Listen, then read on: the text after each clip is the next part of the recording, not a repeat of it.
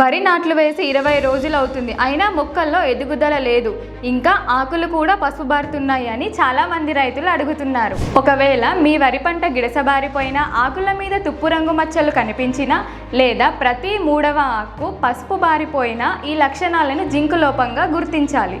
ఇది సాధారణంగా చౌడు సమస్య ఉన్న భూమిలో లేదా వరి పంట అయిపోయిన తర్వాత మళ్ళీ వరి పంట వేసిన భూమిలో కనిపిస్తుంది. ఈ జింకు లోపాన్ని సరిచేసుకోవడానికి కల్టివాటెక్ వాళ్ళు అందిస్తున్న గ్లైజింక్ ని నిరభ్యంతరంగా వాడుకోవచ్చు. దీంట్లో జింక్ చీలేటెడ్ రూపంలో ఉండడం వల్ల మొక్క చాలా సులభంగా గ్రహించుకొని జింకు లోపాన్ని నివారించుకుంటుంది. ఇది ఎకరానికి 250 ml చొప్పున తొలి దశలో యూరియాతో కలిపి లేదా లక్షణాలు కనిపించిన వెంటనే స్ప్రే చేసుకోవచ్చు. కల్టివాటెక్ వారు ఈ ఉత్పత్తిని తెలుగు రైతులకి కేవలం 333 రూపాయలకే అందిస్తున్నారు.